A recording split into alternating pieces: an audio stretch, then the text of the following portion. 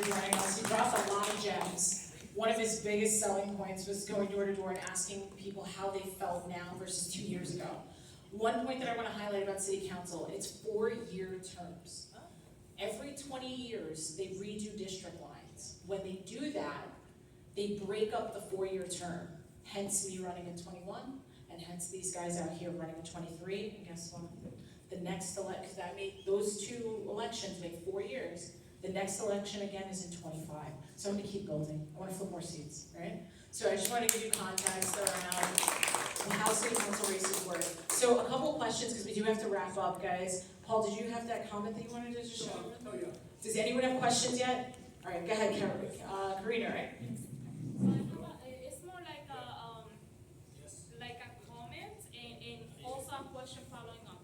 So when I go and vote on my district, I have noticed last 2 times I voted that they give me the wrong ballot, and I'm wondering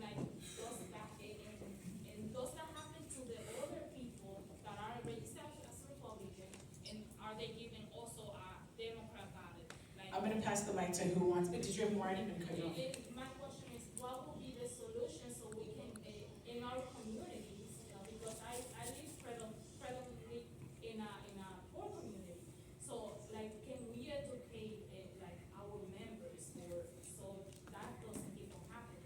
Because if that's happening, every vote counts.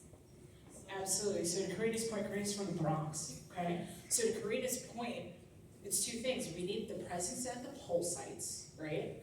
I walk into my local poll in Laurelton, Queens, they're really quick to hand me the Democrat ballot. And if you're not quick to it or understand the voting way, you're gonna have to tell them, hey, no, I need the other one. Because remember, we talk about voter ID, but do you guys wanna answer? But it's like, we need presence at the polls, continue to stay vigilant there. What do I mean presence? If you have the opportunity on election day to volunteer at your local poll site, do so. We need more presence. Actually, Peter first. yeah, so,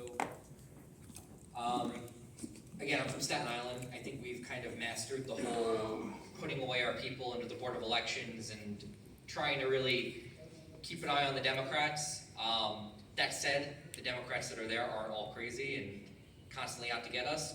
But the one thing that I've learned, and this is just something for everybody here to take back, so poll workers get paid. I know you kind of got into this a little bit earlier. Next year, if you are a poll worker, working all of the early voting, primary, general election stuff, God forbid there's another special election somewhere, but just the primary or the presidential primary for our state and congressional races and general election, $9,000 is what a poll worker could be making if they give up. It's a little bit more than 2 weeks of their life, but a few weeks of time.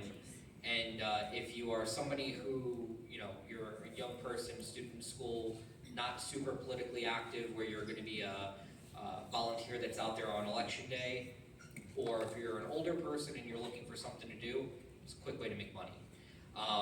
They pay you for the training, and then they pay you for your time, and obviously a lot of you guys probably still go in person to vote. You're sitting around all day. I mean, your whole purpose of being there is to watch the other side and make sure that they're not trying to do something that's illegal.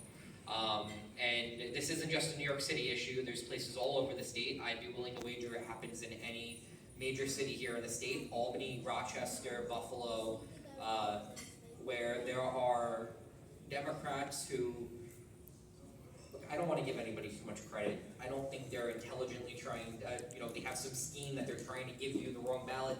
They just probably are assuming that you are a Democrat because that's the area. And also, I would say the people in this room know what they're doing. I'm telling you, people that become poll workers because we want competent people sitting there in poll sites. But there are people who aren't incredibly intelligent that get put there, and so that could just be nature of the beast. They're giving the wrong ballot because they don't know what they're doing and they didn't pay attention in their training. And fortunately, this is where, one of my colleagues on Staten Island, she started out as a poll worker 4 years ago rather, And she now not only is a supervisor at a site, but she also does trainings for other people, for other poll workers, and there's more money in that too. You know, so it's a great way to offset your current income if you have the time to do it. But definitely, all of you, try to get your friends to get involved.